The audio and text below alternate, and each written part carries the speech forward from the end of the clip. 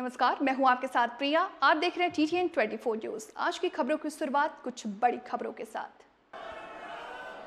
बोलिए, भारत माता की, भारत माता की।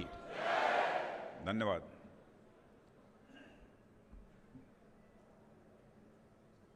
भारत के प्रधानमंत्री, आदरणीय प्रधानमंत्री श्री नरेंद्र मोदी जी, भारतीय जनता पार्टी के राष्ट्रीय अध्यक्ष जी और भारत सरकार के गृह मंत्री और पार्टी के पूर्व राष्ट्रीय अध्यक्ष श्री अमित भाई शाह जी, सभागार में मौजूद मेरे सभी सम्मानित कार्यकर्ता बहनों एवं भाइयों, हमारे राष्ट्रीय अध्यक्ष जी ने और हमारे पूर्व राष्ट्रीय अध्यक्ष गृह मंत्री श्री अमित भाई ने आज का जो यह कार्यक्रम हो रहा है उसके उद्देश्य के बारे में विधिवत आपको जानकारी दी है। आप सभी जानते हैं, हम सभी भारतीय जनता पार्टी के कार्यकर्ता हैं। बहनों भाइयों, भारतीय जनता पार्टी एक राजनीतिक पार्टी है और इस सच्चाई को कोई नकार नहीं सकता कि नेताओं की कथनी और करनी, नेताओं की वर्ड्स और डीड्स में अंतर होने के कारण भारत की राजनीति और भारत के नेताओं पर से जनता का विश्वास कम हुआ है।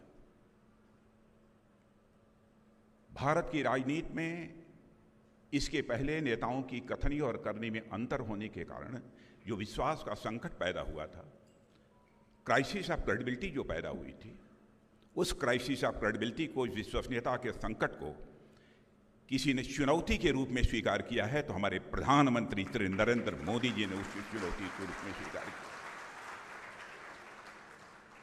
कोई यह कह सकता है कि अपना प्रधानमंत्री होने के नाते उनकी प्रशंसा में मैं बात कर रहा हूं।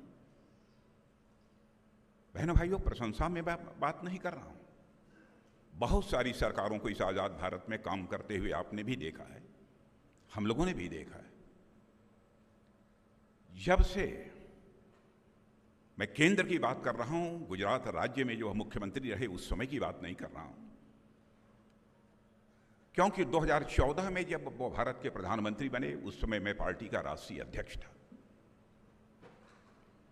जब हमारा चुनावी घोषणा पत्र बन रहा था उस समय भी हमारे प्रधानमंत्री जी ने बार बार यह कहा कि अध्यक्ष जी, इस बात की सावधानी बरतिएगा कि चुनावी घोषणा पत्र में जो कुछ भी कहा जाए उसका हम अक्षरशः पालन कर सकें।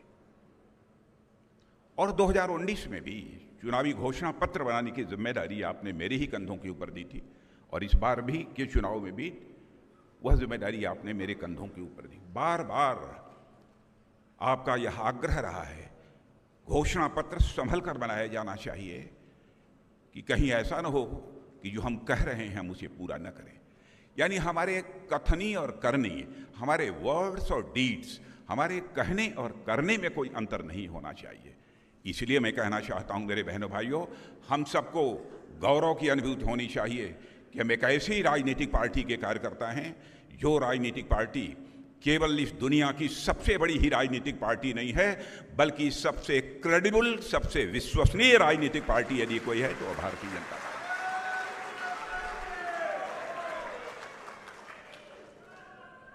और मैं कार्यकर्ता बहनों भाइयों यह भी आपको बताना चाहूंगा, हम राजनीति केवल सरकार बनाने के लिए नहीं करते हैं।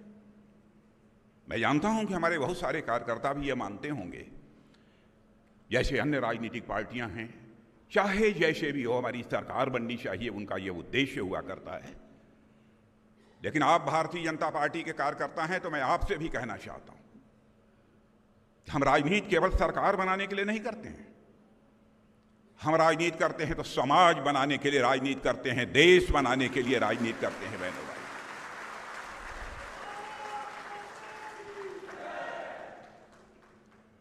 भारतीय जनसंघ के रूप में जिस समय हम लोगों ने अपनी राजनीतिक यात्रा प्रारंभ की थी, तब से लेकर आज तक जिस विचारधारा को, जिस दार्शनिक अवधारणा को उस समय हम लोगों ने स्वीकार किया, जिस आइडियोलॉजी को स्वीकार किया, निरंतर उस पर हम आगे बढ़ते चले जा रहे हैं। रंश मात्र भी हमारा डेविएशन उससे नहीं हुआ है। यदि हम कहते हैं कि हम राजनीति केवल सरकार बनाने के लिए नहीं कर रहे हैं, बल्कि समाज बनाने के लिए, देश बनाने के लिए कर रहे हैं। तो क्यों कह रहे हैं? क्यों हमारी विचारधारा जो है, वह विचारधारा, वो हमारी दार्शनिक अवधारणा, वही हमको संदेश देती है, वही हमको यह प्रेरणा देती है कि हमको इस प्रकार की राजनीति करनी है कि हर व्यक्ति को सुख की प्राप्ति हो, हर व्यक्ति को आनंद की प्राप्ति हो। हम ऐसी सरकार देना चाहते हैं इस देश को। और अपनी ही दार्शनिक अवधारणा में,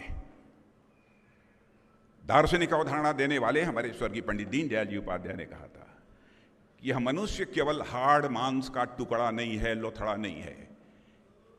इस मनुष्य के पास शरीर है, तो भूलना नहीं चाहिए, इस मनुष्य के पास यह मन भी होता है, इसके पास बुद्धि भी होती है, और साथ ही साथ आत्मा भी होती है। हम ऐसी सरकार चलाना चाहते हैं जो हर व्यक्ति के तन को, तन के सुख के लिए धन धान दे सके, मन के सुख के लिए मान सम्मान स्वाभिमान दे सके, बुद्धि के सुख के लिए ज्ञान दे सके, और आत्मा के सुख के लिए भगवान दे सके। अब कोई कह सकता है,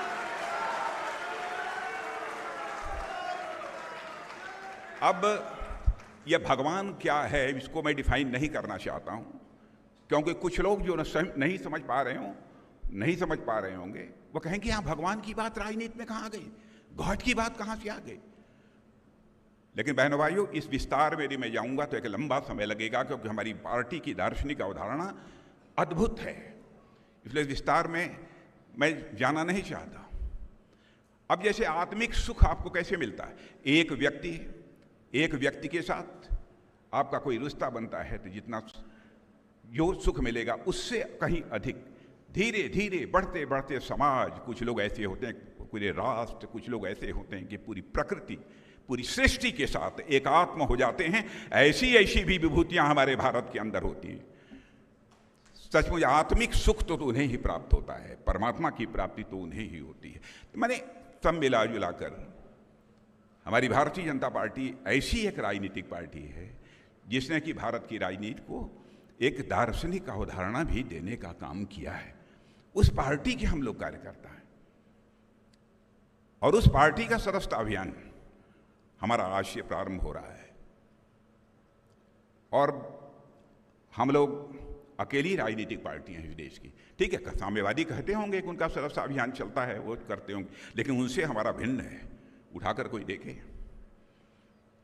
बराबर विधिवत नियमित रूप से हम लोगों ने सदस्यता अभियान चलाया है, संगठन की रचना की है, संगठन के आधार पर कामकाज किया है।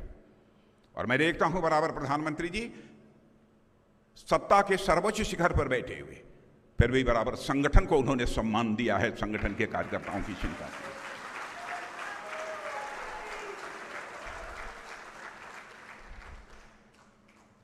और यह सदस्यता अभियान आज से हमारे अध्यक्ष जी प्रारंभ कर रहे हैं, और पहला सदस्य यदि कोई बनेगा तो हम सभी के नेता आदरणीय प्रधानमंत्री नरेंद्र मोदी जी ही बनेंगे। और वहीं से यह सदस्यता का सिलसिला प्रारंभ होगा। एक निवेदन मैं अपने कार्यकर्ताओं से करना चाहता हूं, आप सबसे भी।